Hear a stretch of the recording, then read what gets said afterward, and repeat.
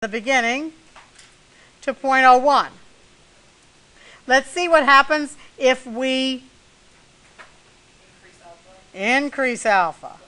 Okay. So let's increase our alpha to 10%.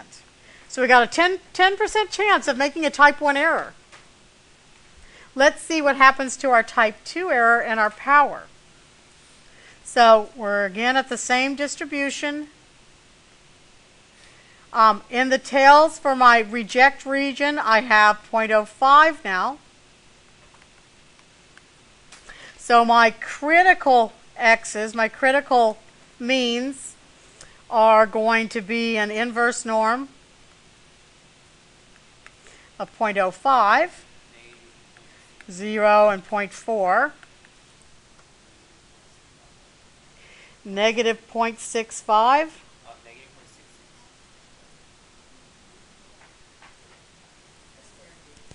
Negative 0.66. Are we in agreement here before I move on?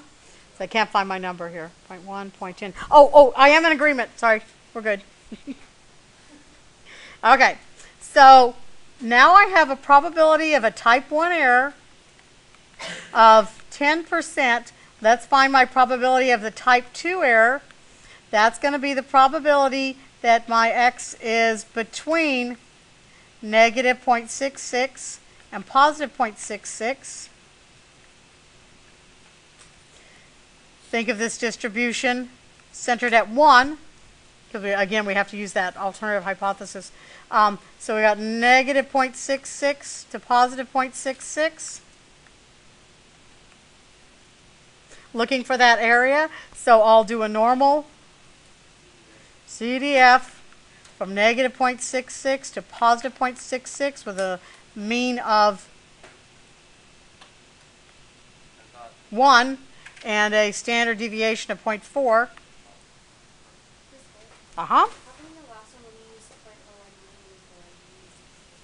Oh, that's why we got the number that I wasn't expecting.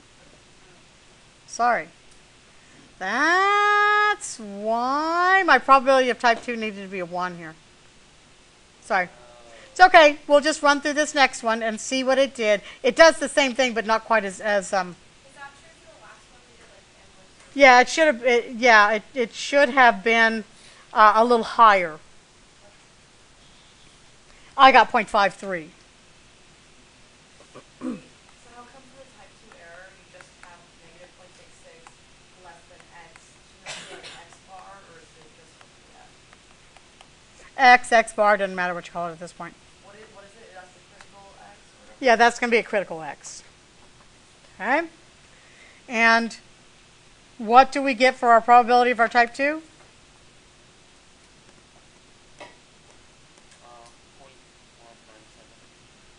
0.197.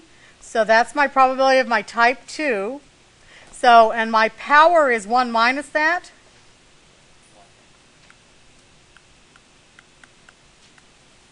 Which is? Ooh, Margaret Kelly just texted me. She got her license. I'm so jealous. Oh, 0.803. Here we go. Okay. Okay. Margaret, can you put your phone away, please? Okay.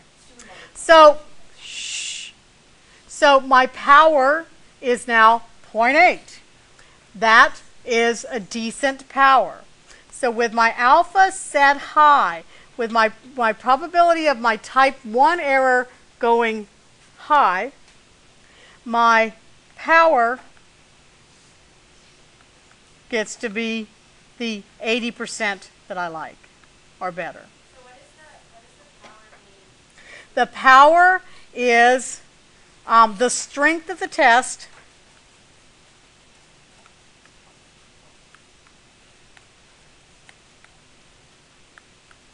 to, it's actually reject the null hypothesis against an alternative mean of, in this case, 1. Yes. Yes, how good my test is going to be to to reject the null hypothesis. It's telling me, I want to be able to reject the null hypothesis, and I want to be correct. So the power tells me how strong my test is to detect errors. Yes, sir. So is it telling you that 80% of the times you'll reject the null hypothesis? Or No. 80% of the times you'll be accurate when you 80% of the time you'll be accurate when you reject. Okay, so Yeah. like Yeah. every 5 times that you reject the null Yeah. hypothesis, one time you'll be. Right. Right. So then why is everyone 80%? It's hard to get much higher than 80%. Did we get like a 0.01 before? Not did we get a probability of a type 2 at 0.99? I guess it's possible. I think that in reality, in the real world, it's not real possible to get a power of 0.99 because it doesn't happen that often. Okay. That's right. Exactly. Type 1 and type 2. Yeah. Okay. So if you want to raise power, raise alpha. If you can't risk raising your alpha, then let's try changing something else. Skewing the data? No, we'll change the sample size. Sometimes you can't get a bigger sample size. So let's see what a change of sample size does. Okay, so let's let n be 100.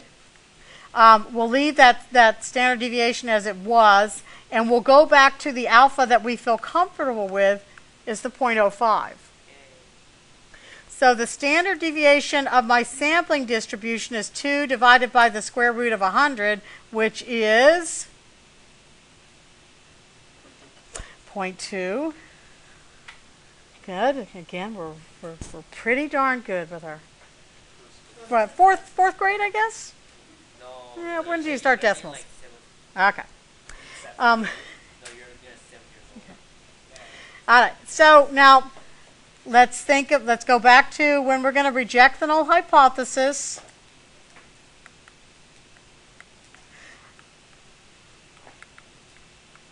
So I'll do an inverse norm at 0.025 with my mean of 0 and my standard deviation of 0.2 this time, and find my critical value for me.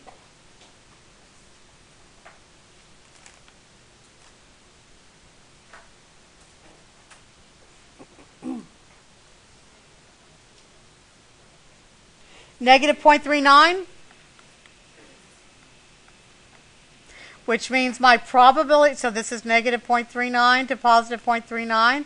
My probability of my type 2 error is going to be the probability that my mean is between negative 0.39 and positive 0.39, which is going to be a normal CDF from negative 0.39 to positive 0.39 under my alternative view of 1 with that standard deviation of 0.2. 0.0011. Oh, so what has that done to the power?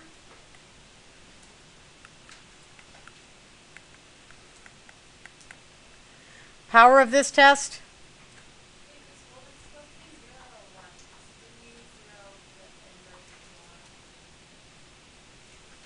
I used 0 for the inverse norm. I used my alternative 1 for the normal CDF. Yeah, which is apparently what I messed up on the last one. Okay, inverse norm uses the 0, uses the original hypothesized, and the normal CDF uses the alternative hypothesized. What is this? 0.989. So by increasing the sample size, and we've increased the sample size by a lot. We've increased it by 4-fold. That's often you're unable to do that. But by increasing the sample size, our power went way up. Okay. So what do you need to know from all of this? If you want So this is the moral to the story. If you want a strong test, you want high power. So you want the largest sample size.